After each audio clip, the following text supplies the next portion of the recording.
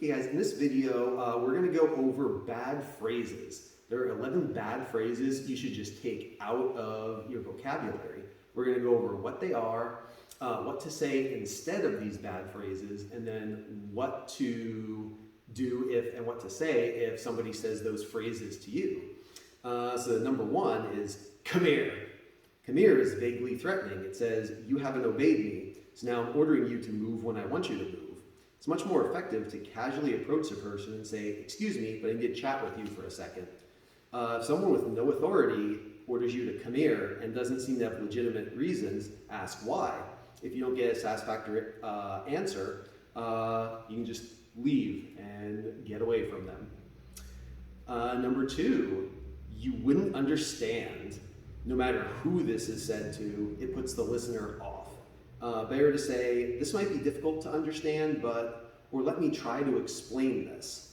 If someone brushes you off with, you wouldn't understand, insist, yes I would, try me, I want to help. Number three, because those are the rules. But if you're enforcing the rules that exist for a good reason, don't hesitate to explain them. If all you can do is repeat the rules are the rules and those are the rules, your listener knows you're weak and they can't support your order with logic. Should someone who hasn't been through any of this and they tend to use this on you, tell you because those are the rules, could you say, could you please tell me why the rules were created? It doesn't make sense to me, and if you could help me understand why this was made, it would be much easier for me to follow. Number four, it's none of your business. This phrase angers people because it brands them as outsiders and brusquely cuts them off. Rather than saying it's none of your business, explain why the information can't be revealed. If someone barks at you that something's none of your business and you disagree, just firmly point out it is my business and this is why, and explain why. Number five, what do you want me to do about it? This is a cop-out. It's a pseudo question, almost always accompanied by sarcasm, and it's seen as an evasion of responsibility. Rather, offer help sort out the problem and work towards a solution. If it's truly not your area of responsibility, point the complainer to the right department or person. If you're unable or unqualified to assist, or you haven't a clue, say, I'm sorry, I really don't know what to tell you, what else to recommend, and I wish I did. I'd like to help, but I can't.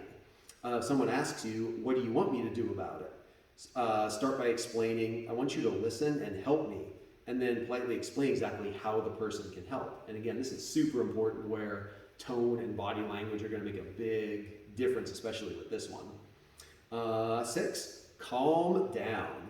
This command flat out doesn't work. In fact, it almost always makes people more upset. Rather, put on a calm face and demeanor, look the person in the eye, and tell them it's going to be all right. Talk to me, what's the trouble? And you can even use a calming touch if that's appropriate, or it's keeping personal space if it's more like a stranger kind of situation. If someone says calm down to you, you can say, look, I'm obviously not calm and there are reasons for it. Let's talk about them. That should open the door for the person to help, but if he doesn't respond in a more meaningful way, further discussion is probably unwise. And if you're not calm, it's probably better to just leave the situation. Number 7, what's your problem? This is a snotty phrase. It's useless. It turns the problem back on the person needing assistance. It signals this is a you versus me battle rather than an us discussion. Rather, you should say, what's the matter? How can I help? And then you can start a real discussion on the issue. If someone is unenlightened enough to ask you, what's your problem? Say, it's not a problem, it's just something I need to discuss. Can we talk? Okay, number 8, you never or you always do blank, this. So tell someone he never listens to you and he will either remind you of several times when he has, or he'll be tempted to spitefully prove you right and then ignore you. You'll also make them angry and leave them feeling there's no way they can ever please you.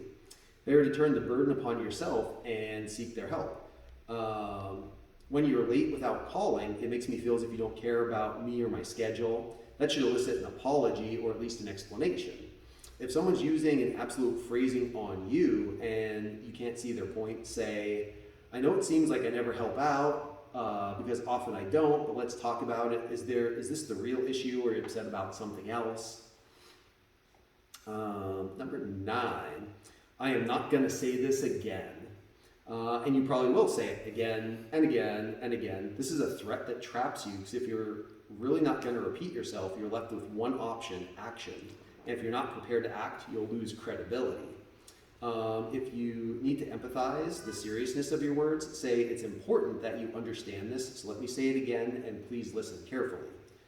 If someone tells you, I'm not going to say it again, just answer with sincerity, okay, I got it. Number 10, I'm doing this for your own good. This begs the sarcastic comeback. Oh yes, sure, I bet. If what you're doing is really for the other person's benefit, show them that. Offer reasons, give concrete examples how their life will improve because of what you're doing. If someone tells you, I'm doing this for your own good, ask for specifics. If what they say doesn't match your notion of what constitutes your own good, say so. Remind the person, no one knows me better than I do. I'm the best judge of what is for my own good, just as you're the best judge of what is for your own good. And number 11, why don't you be reasonable? People may know that they're a little forgetful or flaky or out of it, but they're not going to admit to being unreasonable.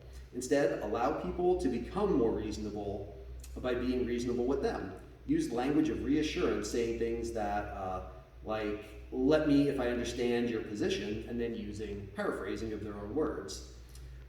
If someone asks you, why don't you be more reasonable? Force yourself to slow down, take a deep breath, and in a slow, thoughtful, non-threatening voice, say, I'm being as reasonable as I know how, and with any luck, I'll get better. But apparently I see the issue differently than you do. And so you can take all of these again for an exercise. Pick some, give your students or something one of those, have them do it, have them say like a better way to correct it, have them do the vice versa and have it said to them, and be able to deal with people saying those phrases to them. So get better at using those kind of things. All right, and I'll see you guys in the next video.